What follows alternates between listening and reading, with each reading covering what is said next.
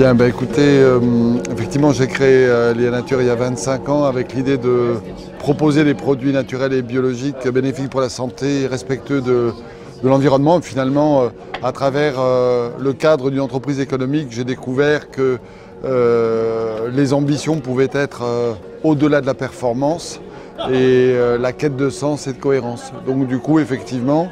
j'ai pu prendre un certain nombre d'engagements, souvent sur du long terme, des initiatives pour mettre en cohérence la manière de faire les choses avec l'objet de l'entreprise qui était de produire des produits. Donc dans la conception des produits, dans évidemment l'élaboration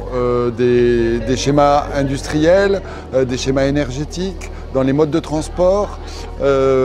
Et donc ça nous a conduit effectivement à considérer que notre entreprise était une entreprise à mission, celle de fournir des produits sains pour le plus grand nombre à un prix accessible en le faisant avec des externalités positives au niveau environnemental et au niveau social. Donc on a développé évidemment l'actionnariat salarié,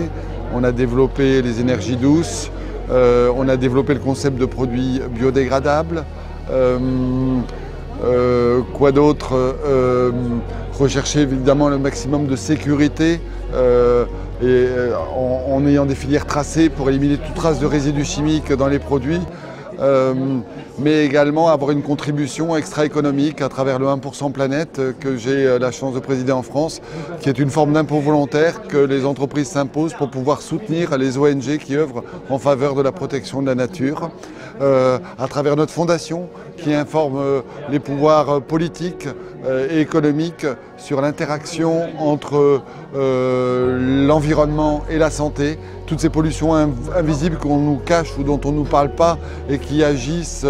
sur le long terme sur la dégradation de notre santé, qui sont souvent la cause de longues maladies. Ça touche également évidemment les populations agricoles qui sont exposées aux produits chimiques. Donc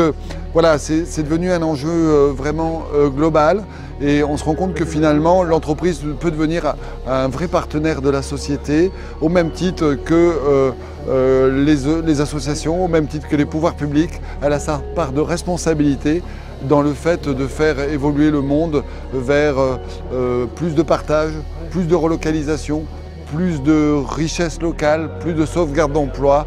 et casser un petit peu le modèle dominant qui est la concentration, la standardisation, la mondialisation, qui conduit finalement à donner le pouvoir à la finance et qui éloigne vraiment le développement économique des préoccupations quotidiennes des citoyens et du bien-être général. Voilà. Donc j'ai découvert que ma mission en tant qu'entrepreneur était de contribuer à réconcilier l'entreprise avec l'intérêt commun.